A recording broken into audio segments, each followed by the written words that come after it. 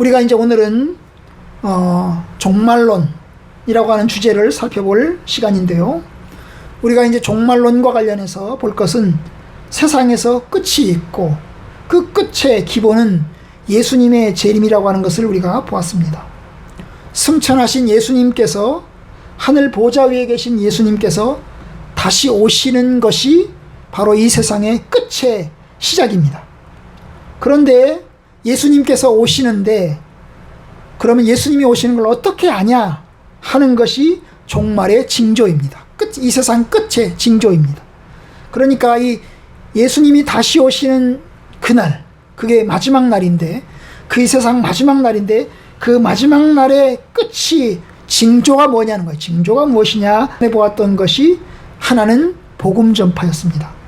세상이 온 세상에 전파되고 나면 그제야 끝이 오리라. 이것이 주님의 말씀입니다. 그날이 언제인지 모릅니다.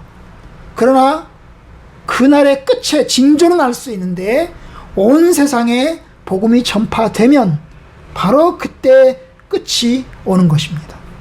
여러분, 복음은 세상에 계속해서 전파되고 있습니다. 이 세상의 언어가 한 5,500개 정도 됩니다. 언어가 5,500개가 되는데, 어떤 언어는 글자가 있는 언어가 있고 어떤 언어는 글자가 없는 언어가 있습니다. 우리나라는 그나마 글자가 있는 언어를 가지고 있어요. 그죠? 한국말, 그 다음 한국어가 글자가 있습니다. 이 글자가 있는 언어를 가진 곳은 그래도 굉장히 발달한 곳입니다. 그런데 여러분, 글자가 없는 언어, 말은 있는데 글자가 없는 거예요. 그래서 계속 구전으로 이제 듣고 배워가는 겁니다. 그런 지역들도 몇천 군데나 됩니다. 그런데 여러분, 이제 성경 번역 선교사들이 하나님의 말씀을 전하면서 가는 곳마다 글자를 만들고 있습니다. 글자를 만들고 거기다가 글자에 맞게 하나님의 말씀, 성경을 번역하고 있습니다.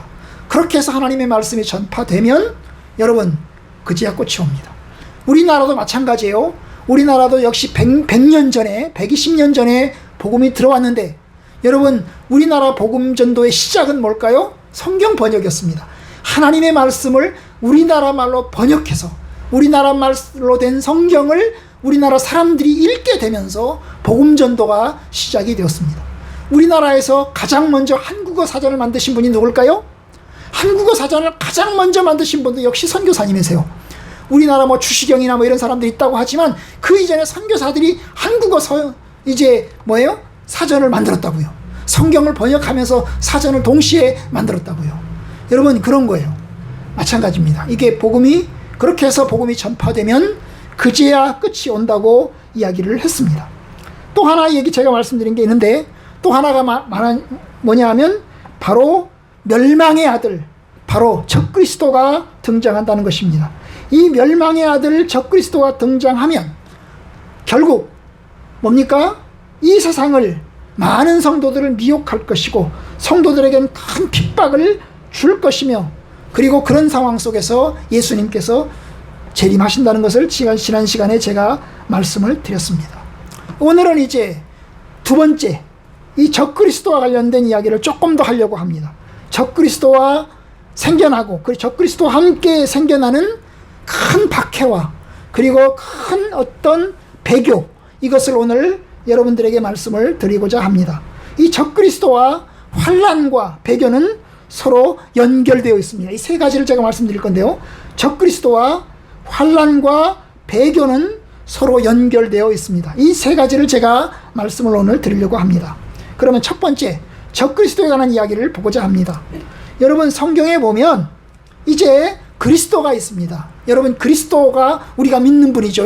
예수 그리스도를 우리는 믿습니다. 그죠? 예수 그리스도를 믿는 거예요. 예수님이 그리스도라고 하는 걸 믿는 거예요. 그죠? 예수님이 그리스도라고 하는 걸 믿는 거예요. 그러면 예수는 이름이고 송창국이라는 이름이고, 그리스도는 뭡니까? 직책의 이름이, 직책. 송창국 하면 뭐가 생각나요? 목사님 생각나잖아요. 그죠? 송창국 목사님, 송창국이라는 사람은 목사다 생각이 나잖아요. 그죠? 그러면 예수는 누구시냐? 바로 그리스도라는 거예요. 예수는 누구시냐? 그리스도라는 거예요. 그럼 그리스도가 누굴까요? 그리스도라는 말은 기름 부음 받은 자라는 뜻입니다. 기름 부음 받은 자. 메시아라는 뜻이에요. 메시아. 구원자, 그런 뜻이에요. 구원자, 메시아, 기름 부음 받은 자예요. 그런데 성경에서 기름 부음 받은 자는 선지자, 왕, 제사장이에요. 그죠? 선지자와 왕과 제사장, 이 세 가지 직책을 주님이 가지고 계신 거예요. 주님은 이 세상의 왕이십니다. 주님은 이 세상에서의 제사장이십니다. 주님이 이 세상에서 하나님의 큰 선지자이십니다. 바로 이 세 직책을 주께서 가지고 계신 겁니다. 여러분, 바로 이것이 예수 그리스도예요. 예수 그리스도. 우리는 예수 그리스도를 믿어요. 그런데 성경에서 그리스도와 대비되는 다른 용어들이 등장을 합니다. 그 다른 용어가 뭐냐면 바로 거짓 그리스도고, 또 하나가 적 그리스도입니다. 여러분, 성경에서 적 그리스도라는 말이 등장하고 거짓 그리스도라는 말이 등장하는 것을 우리가 볼 수 있습니다. 거짓 그리스도, 적 그리스도가 등장을 합니다. 한번 성경을 보겠어요. 마태복음 24장을 보겠습니다. 마태복음 24장에 보면 거짓 그리스도에 대한 이야기를 합니다. 23절 24절. 자, 그때에 사람이 너희에게 말하기를 보라, 그리스도가 여기 있다, 혹은 저기 있다 하여도 믿지 말라. 그리스도가 여기 있다, 메시아가 여기 있다, 구원자가 여기 있다 하여도 너희가 믿지 마라. 24절. 거짓 그리스도들과 거짓 선지자들이 일어나 큰 표적과 기사를 보여 할 수만 있으면 택하신 자들도 미혹하리라. 여기 24절에 보면 뭐가 나와요? 거짓 그리스도가 나와요. 거짓 그리스도. 그리스도가 아닌 거죠. 그리스도가 아닌 건데 그리스도라고 주장하는 겁니다. 내가 그리스도다, 내가 메시아다, 내가 구원자다, 이렇게 주장하는 자들이 나타나는 거예요. 이걸 뭐라고 그래요? 거짓 그리스도라고 하는 것입니다. 거짓 그리스도. 그러면 또 하나가 나와요. 적 그리스도입니다. 적 그리스도라는 말은 요한서신에만 나와요. 요한 1서, 요한 2서에만 나와요. 저 요한 2서를 보겠습니다. 7절.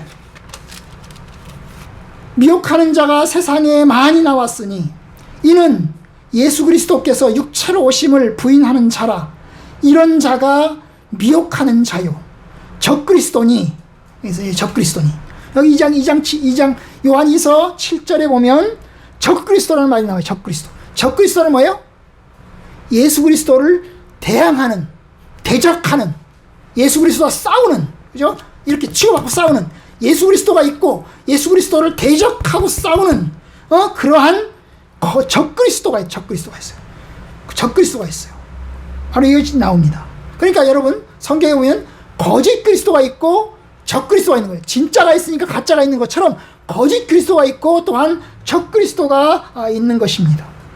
그런데 여러분, 이 거짓 그리스도와 적 그리스도는 종말의 징조이긴 합니다. 종말의 징조이긴 합니다.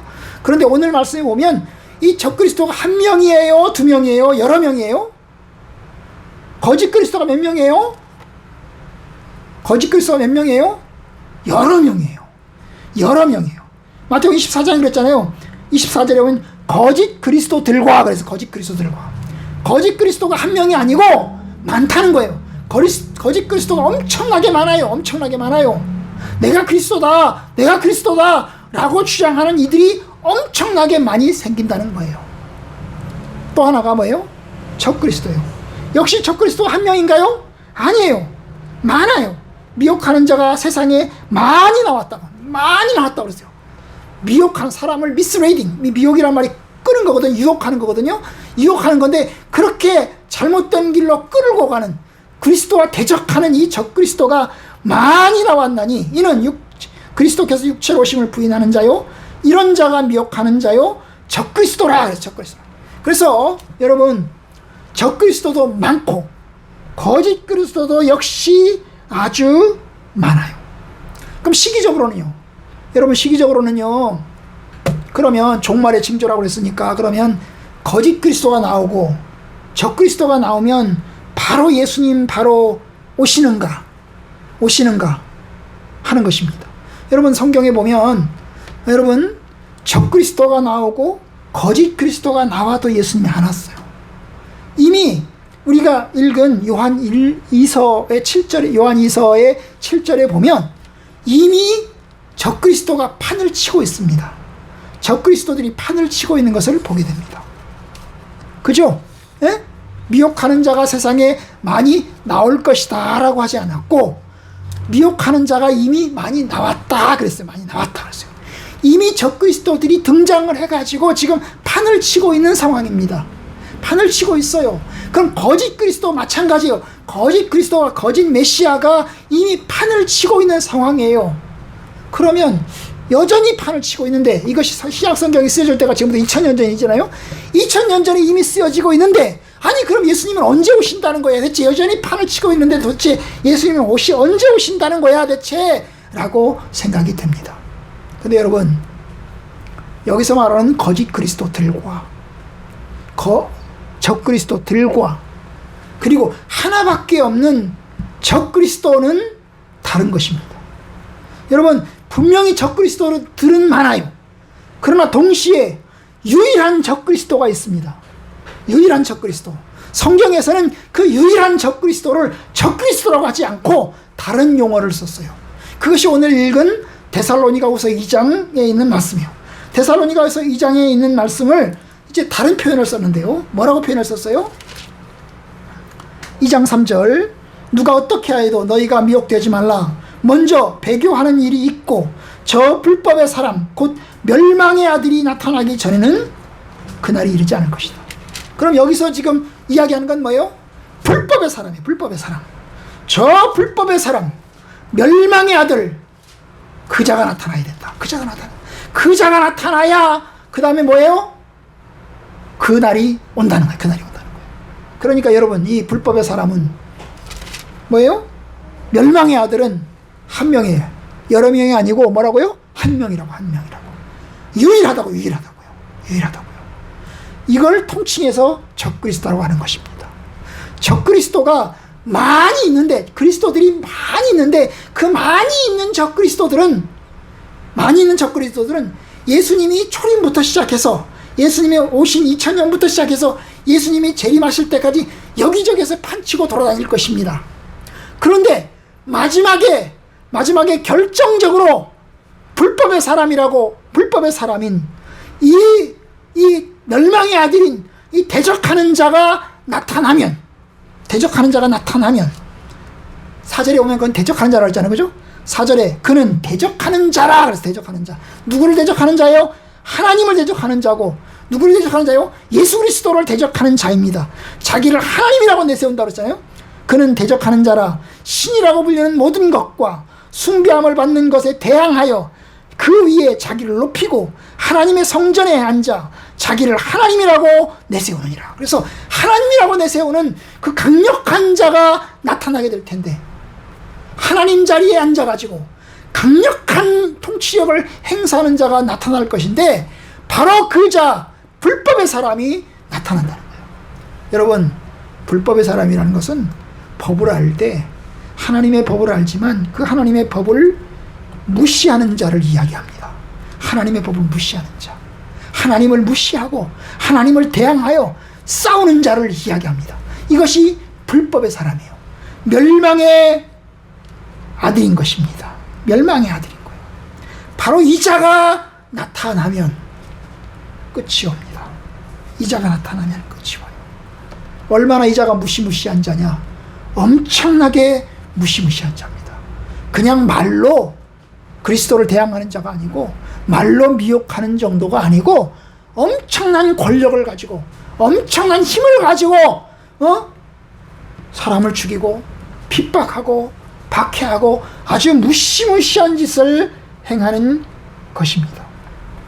바로 그것이 나타나면 그것이 마지막 타임이라는 거예요. 마지막 타임. 그것을 이제 마태복음 24장에 보시면 그 비슷한 이야기를 합니다. 15절, 오늘 우리가 본문으로 정했지만 읽지 않은 그 말씀, 24장 15절, 그러므로 너희가 선지자 다니엘이 말한 바 멸망에 가증한 것이 거룩한 곳에 선 것을 보거든 읽는 자는 깨달을진저 그때에 유대에 있는 자들은 산으로 도망할지어다. 여기 보시면 선지자 다니엘이 말한 바 멸망에 가증한 것이 거룩한 곳에 섰다라는 말이 나와요. 멸망에 가증한 것이 뭘까요? 우상이죠. 거짓된 신입니다. 거짓된 신. 참된 신이 아니고 거짓된 신이 어디에 섰어요? 거룩한 곳에 섰어요. 거룩한 곳은 어디예요? 하나님의 성전이고 하나님의 자리예요. 하나님의 보좌예요. 이 멸망의 거룩한 가증한 것이 하나님 보좌에, 하나님의 자리에 앉아있는 것을 보게 된다면 이게 엄청난 날이라는 거예요. 여러분, 이게 다니엘이 예언한 거예요. 다니엘이 예수님 오시기 전에 500년 전 사람인데요, 500년 전 사람인 이 다니엘이 예언한 거예요. 그때의 멸망의 가증한 것이 거룩한 곳에 서는 날이 올 것이다. 올 것이다. 여러분, 이 다니엘의 예언은 그대로 성취가 됐어요. 500년 전에, BC 500년 전에 다니엘이 예언을 했는데 BC 168년에, 여러분, BC 168년에 그 예언이 이루어졌어요. 이루어졌어요. 예루살렘 성전에 이방인들이 침략을 해가지고, 안티오코스가 침략을 해가지고 헬라신, 그리스 신에게 제사를 바쳐요. 하나님의 성전에서 하나님께 예배드리지 않고 어디다가 헬라신에게 제사를 지내요. 거기다가 성전에다가 돼지 피를 바르고, 그리고 이방인 제사를 드리게 됩니다. 바로 그거예요.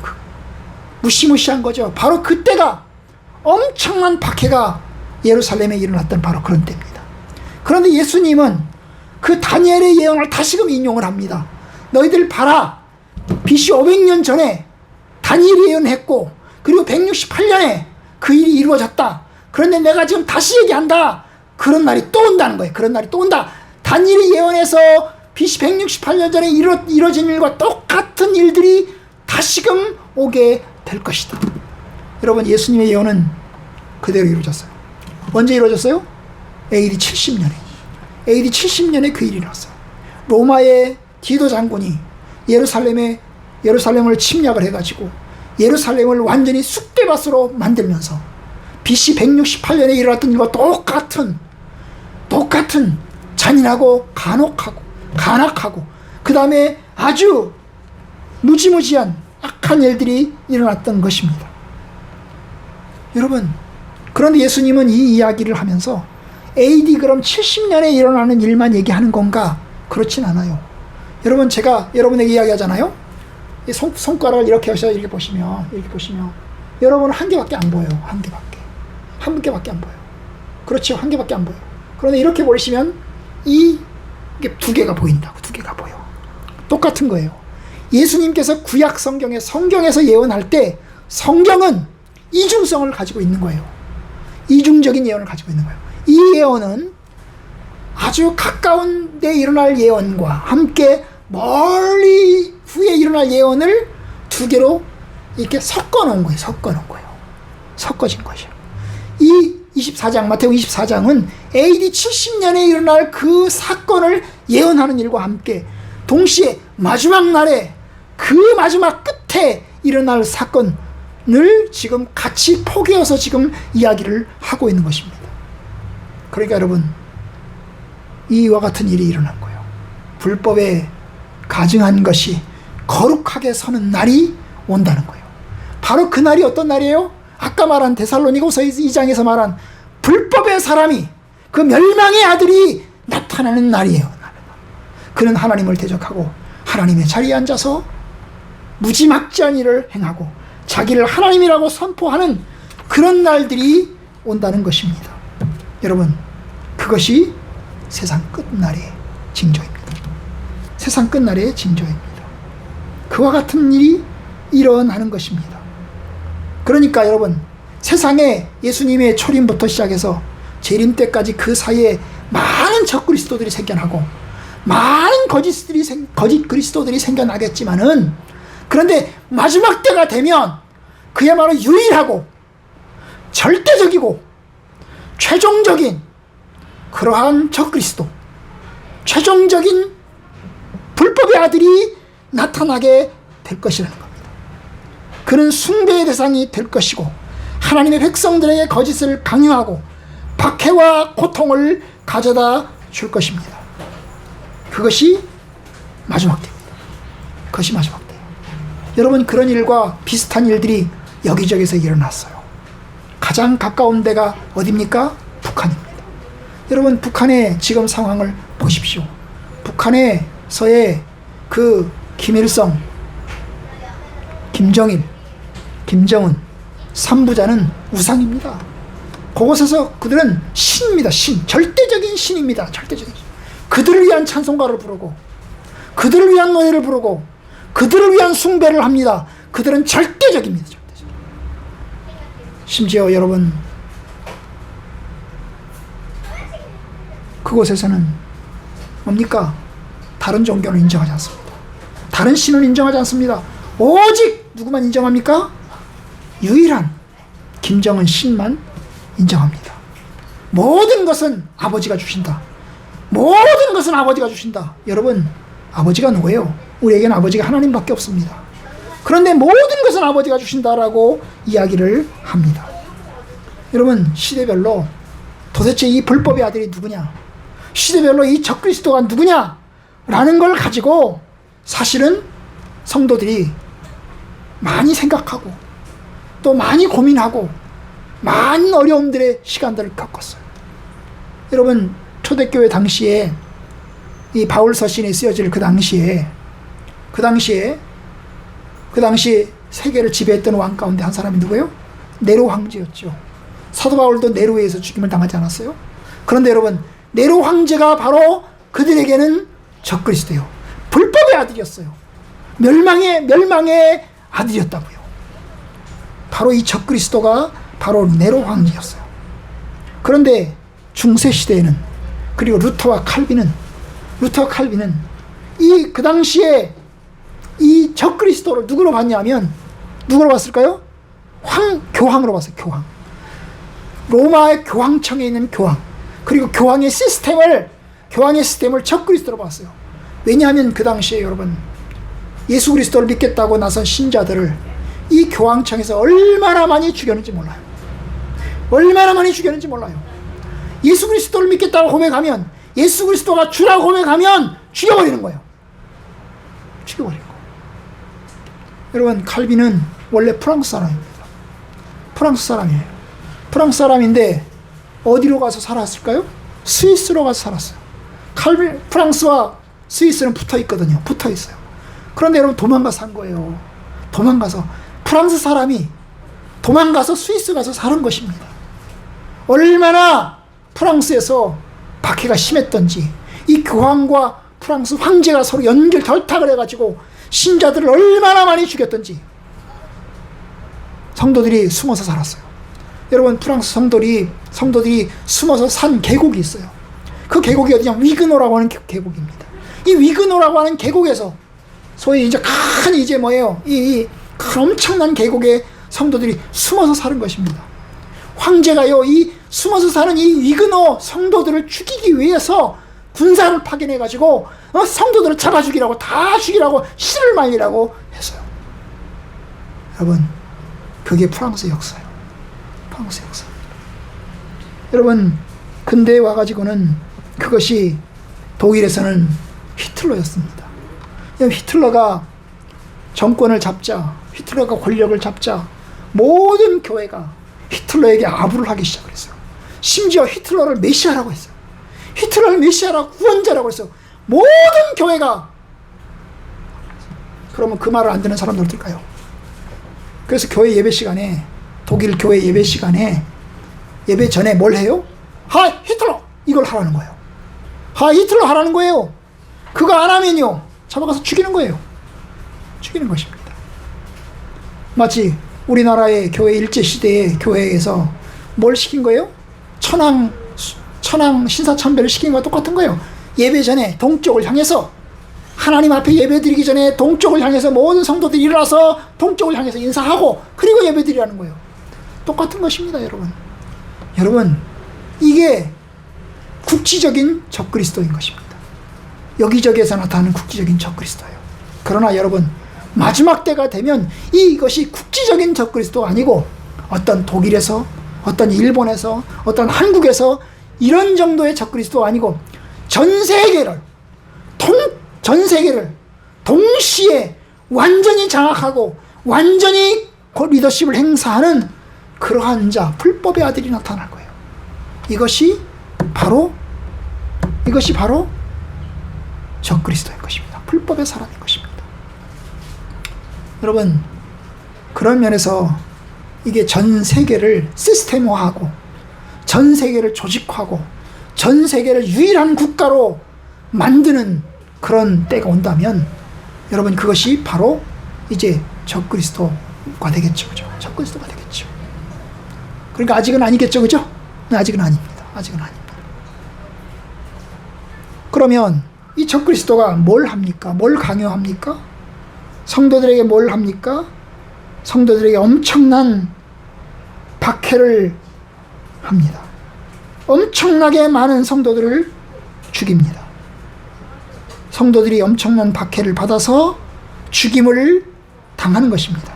마태복음 24장을 보시면 24장 9절 그때에 너희들이 환난에 그때 사람들이 너희를 환난에 넘겨 죽였으며 너희를 죽이리니 너희가 내 이름 때문에 모든 민족에게 미움을 받으리라. 결국 뭡니까? 예수 그리스도를 믿는 신자들이 엄청난 박해와 엄청난 핍박을 받는다는 것입니다. 여러분 이 박해도 역시 예수님 초림 때부터 예수님 재림 때까지 국지적으로 여기저기에서 박해가 일어납니다. 예수님 믿는 것들 때문에 엄청난 박해가 일어납니다. 여러분 이슬람을 가시면 지금도 이슬람을 가시면 예수 믿는 사람들은 엄청나게 많이 감옥에 들어가고 엄청나게 많이 죽임을 당합니다. 엄청나게 많이 죽임을 당합니다. 어떤 사람이 유튜버가 있어요. 유튜브로 이제 유튜브 그다음에 블로그 이런 데다가 이제 예수 그리스도를 이제 증거하는 일을 합니다. 예수 그리스도를 전하고 전도하는 일을 합니다. 그런데 이 사람이 어느 날 이란에 초청을 받았어요. 이란 쪽에서 초청을 받았어요. 그쪽에서 아마 이 이슬람 쪽하고 토론을 하자고 부른 것입니다. 토론하고 불러가지고 뭐예요? 토론하기 위해서 이 사람이 미국에서 이제 날아간 거죠. 부인이 그랬어요. 가면서 가기 가서 토론을 하되 말하자면 전도하지 마라. 전도하지 마라. 그러면서 부인이 신신당부를 했어요. 그런데 이 사람이 비행기를 타고 이란으로 날아갔어요.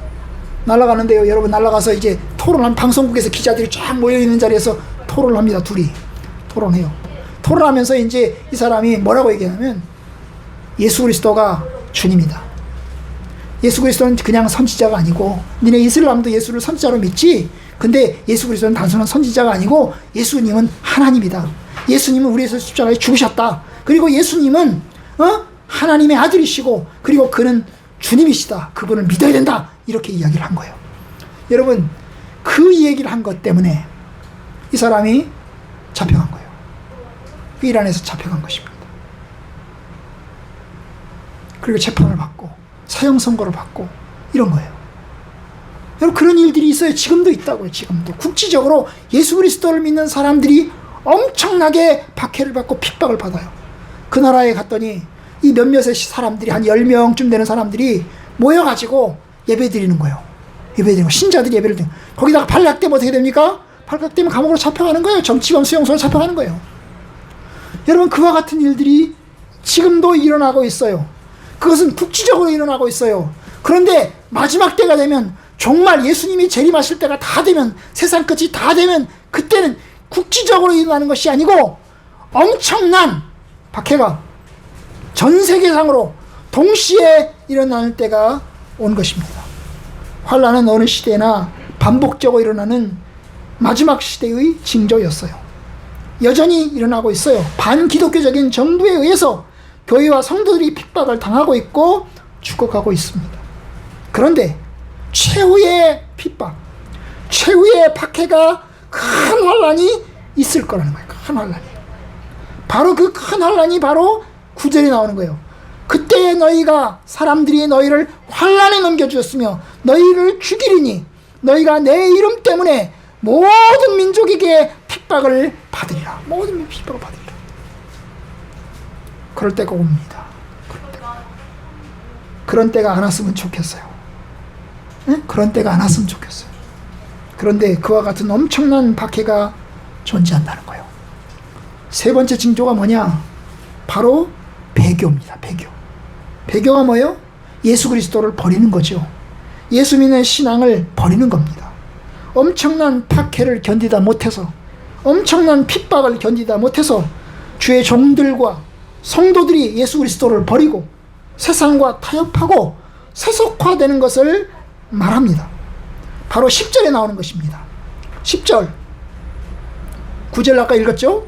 9절 그때 사람들이 너희를 환란에 넘겨주겠으며 너희를 죽이리니 너희가 내 이름 때문에 모든 민족에게 미움을 받으리라. 이게 9절 박해고 10절 그때 많은 사람이 실족하게 되어 서로 잡아주고 서로 미워하겠으며 서로 잡아주고 서로 미워하겠으며 예수 믿는 사람들끼리 서로 의심하고 서로 고발하고 서로 고소하고 서로 죽인다는 거예요.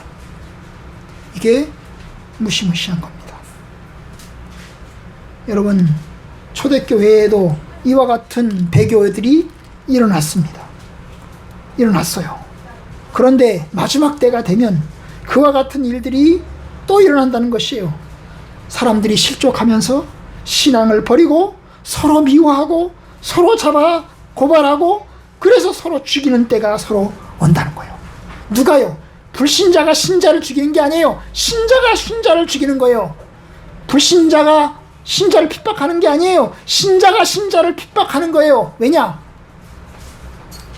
배신해가지고. 우리가 가끔 그런 거 보잖아요. 뭐 독립군과 관련된 영화나 드라마를 보면 독립군 속에 친일파가 숨어 들어가는 걸 보잖아요. 그죠? 배신자가 있는 게 보잖아요. 바로 그와 같은 거예요. 그래서 서로 꼬지르는 거예요. 일로 바치는 거예요. 아니 어떻게 그런 일이 일어날 수 있을까? 아니 예수 믿는 사람이 어떻게 이렇게 변절자가 될 수 있을까? 예수 믿는 사람이 어떻게 이게 배교할 수 있을까? 아니 어떻게 그런 일이 일어날 수 있을까 생각을 합니다. 아니 하나님 예정이 있잖아. 예정됐는데 예정된 자가 하나님의 선택받은 자가 어떻게 구원받은 자가 그렇게 타락할 수 있겠나 싶습니다. 아마도 여러분 하나님께서 성도들을 한번 구원받은 성도들은 끝까지 보호하실 텐데 그럼 왜 보호하지 않으시는가 이런 의문도 듭니다. 물론 하나님께서는 구원받은 성도들을 끝까지 인도하실 것입니다. 그러면 이 배교하는 자들은 이 배신하는 자들은 아마도 진정한 믿음을 갖지 않은 세례는 받았어요. 목사짓을 합니다. 장로짓을 합니다. 그러나 진정한 구원을 받지 않는 진정한 하나님의 선택받지 않는 그런 자가 아닐까 싶기도 합니다만은 그러나 어쨌든 간에 여러분 과연 그들이 선택받았는지 안 받았는지 우리는 잘 모릅니다. 다만 우리가 아는 것은 여러분 마지막 때가 되면 그 마지막 최후의 날이 되면 많은 자들이 변절자가 되어서 성도들끼리 서로 고발하고 고소하고 죽이는 때가 온다는 것입니다. 그것을 우리가 보게 되는 거예요. 주님 말씀하신 거예요. 왜 이렇게 배교가 심할까요? 박해가 심하니까 배교가 심한 것입니다. 엄청나게 박해가 심하니까 배교가 심할 수밖에 없는 거예요. 우찌무라 간초의 소설 중에 이름은 깜빡 잊어버렸어요. 이름은 정확히 우찌무라 침묵이라고 하는 책이 있습니다. 영화로도 나왔어요. 이게 이제 일본의 이야기입니다. 일본이 원래 우리나라보다 천주교가 먼저 들어왔거든요. 천주교가 먼저 들어왔어요. 일본이 천주교를 먼저 받아들였어요. 그리고 임진왜란 당시에 우리나라에 왔던 이 장군 중에 한 명이 그리고 그 부대는 완전히 천주교 신자들로 구성된 부대였어요. 그런데 여러분 이 일제시대에 1500년대 1600년 당시에 임진왜란 이르기 전에 한 지역에 천주교 신자들이 엄청나게 많이 일어났습니다. 엄청나게 많이 일어났어요. 그런데 한 군주가 나타나더니 이 군주가 이 천주교 신자들을 엄청나게 많이 학살하는 것입니다. 너무나 학살을 해요. 너무나 무시무시하게 학살을 해요. 결국 어떻게 해요? 천주교 신자들이 씨가 말릴 정도로 학살을 하니까 신자들이 다 신앙을 버리는 거예요. 심지어 선교사로 왔던 이들조차 불신자로 전락하는 추세로 전락하는 거예요. 그게 침묵이에요. 침묵. 그 침묵의 내용이 뭐냐면 그렇게 우리가 하나님 때문에 죽어가는데 왜 하나님께서는 침묵하십니까? 이런 거예요. 우리가 이와 같이 큰 고난을 당하고 큰 핍박을 당해서 지금 어려움 가운데 처해 있는데 왜 하나님은 우리가 이렇게 죽어가는 환경 속에서 하나님은 그냥 놔두십니까? 부르짖는 것입니다. 이게 침묵이라. 침묵. 여러분, 그런 때가 오는 거예요. 마지막 때가 오면 박해가 너무나 심해서 그 박해 때문에 우리 성도들이 감당할 수가 없는 거예요. 엄청난 박해 때문에 교회를 버리고 또 신앙을 떠나는 것입니다. 물론 오늘날도 많은 사람들이 교회를 떠나고 있습니다. 세상이 좋아서 떠나고 박해 때문에 떠납니다. 그래서 오죽하면 안 나가 교인들, 가난한 교인들이 있잖아요. 교인은 교인인데 교회를 안 나가는 거예요.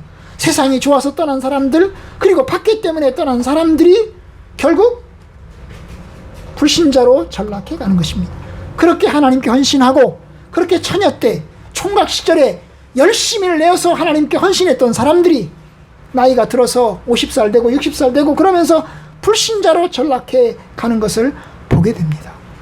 그런데 여러분, 이거는 그냥 세상이 좋아서 오겠죠.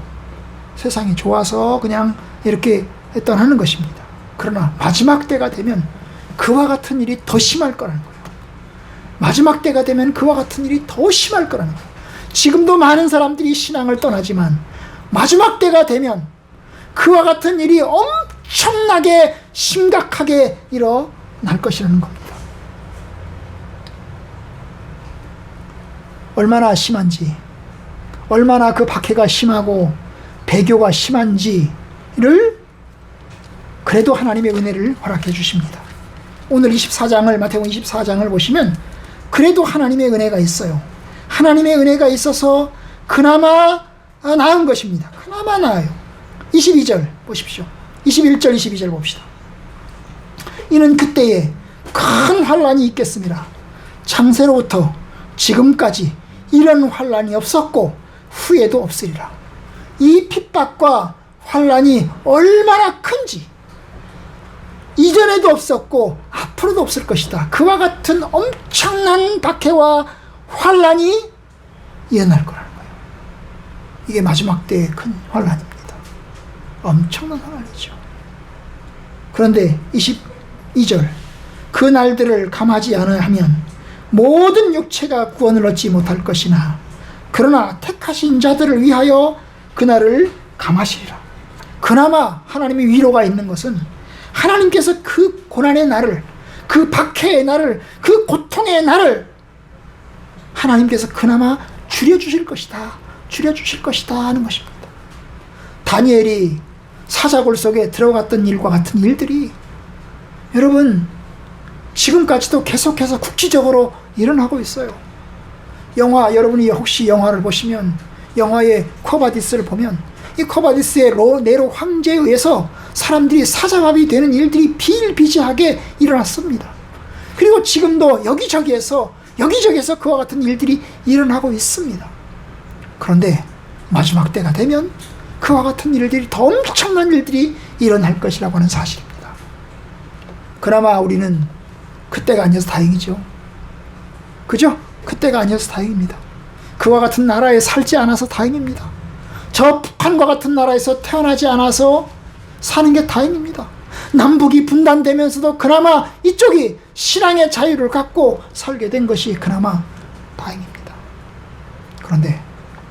그러나 여러분, 우리가 이 날이 계속될 거라고 믿을 수 없어요. 예수님이 오시는 세상 끝이 되면 북한과 같은 그런 사태가 우리나라에도 닥칠 것이고 우리도 그와 같은 일들을 맞이하게 될 것입니다. 하나님이 그 날을 감으지 않으시면 모든 육체가 구원을 얻지 못할 것인데 하나님이 선택받은 자들을 위해서 하나님이 그 날을 줄여주시겠다는 거예요. 우리가 할 수 있는 건 뭐예요? 하나님, 혹시 우리가 그와 같은 고난의 날이 온다면 주님 그 고난의 날을 하나님 줄여주세요. 그 고통의 날을 줄여주세요 라고 하나님께 기도를 해야 되겠죠. 그런데 제가 마지막으로 한 가지 더 말씀을 드리고 맺으려고 합니다. 바로 그것은 이런 상황 속에서 이런 상황을 우리가 안 맞이한다고 보장할 수는 없어요. 사실 우리가 지금은 편안하고 지금은 자유롭게 신앙생활하지만 이와 같은 십자가의 날이 안 온다고 보장할 수 없습니다. 국지적으로 올 가능성도 있고요. 국지적으로 그와 같은 십자가의 날이 올 가능성도 있어요. 이 대한민국의 앞날이 어떻게 바뀔지를 누가 어떻게 알겠습니까? 시대가 바뀌면 평화로운 시대가 전쟁의 시대로 돌입하고 박해의 시대로 돌입하는 걸 어떻게 알겠습니까? 혹시 그런 때가 온다면 우리는 어떻게 해야 될까요? 저와 여러분들은 어떻게 해야 될까요? 하나님 앞에서 믿음으로 잘 견뎌야 하겠습니다. 13절, 24장 13절 보시면 그러나 끝까지 견디는 자는 구원을 받으리라 하신 대로 우리가 끝까지 견뎌야 하겠습니다. 끝까지 참아야 하겠습니다. 여러분, 불법한 자들이 일어나서 마지막에 불법한 자가 나타나서 이제 우리 성도들을 핍박하고 강력하게 압박하고 배교하도록 할 것입니다. 그럴 때가 되면 우리는 우리의 믿음을 가지고 많은 믿음의 선배들처럼 우리 역시 하나님 앞에 헌신하는 자로 서야 하겠습니다. 아마 그때가 되면 알곡과 가라지가 드러나지 않겠습니까? 그때가 되면 정말 믿음을 가진 자와 거짓 믿음을 가진 자가 드러나지 않겠습니까? 그런데 그럴 때가 될 것입니다. 그래도 우리에게 약속이 있어요. 하나님의 큰 약속이 있어요. 끝까지 견디는 자는 구원을 받을 것이다. 하나님께서 우리에게 구원을 약속하고 있습니다. 그러니까 그날이 이루어질 것입니다. 그러니까 믿음으로 견딥시다. 그런데 또 하나의 약속이 있어요. 그 또 하나의 약속이 바로 데살로니가 후서 2장 8절입니다. 2장 8절에 보면 이제 이 말씀을 읽으면서 마치려고 하는데요. 그때에 불법한 자가 나타날 것인데 이게 적그리스도거든요. 최후의 적그리스도거든요. 그때에 불법한 자가 나타나리니 주 예수께서 그 입의 기운으로 그를 죽이시고 강림하여 나타나심으로 패하시리라. 결국 마지막에는 어때요? 하나님께서 주 예수께서 그 불법한 자를 죽이고 그리고 다 없애버리시겠다는 거죠. 없애버리겠다는 거예요. 여러분, 그래요. 교회는 핍박을 받고 성도들은 큰 위기를 경험하지만 그러나 하나님의 성도들은 절망하지 않고 또 낙심하지 않고 좌절하지 않아야 됩니다. 왜냐하면 그리스도께서 결국에는 이 불법의 사람을 죽이실 것이기 때문입니다. 요한계시록의 결론이 그와 같은 것입니다. 요한계시록의 결론이 결국 마지막 때에 이 악한 자들이 성도와 교회를 대항하여서 총집권하고 총궐기하겠지만은 그러나 하나님이 이신다. 그리스도께서 승리하신다. 그리스도께서 이 적그리스도와 그의 모든 것을 심판하여 멸망의 길로 보내실 것이다. 이것이 주님의 약속입니다. 여러분, 우리는 그 약속을 받았습니다.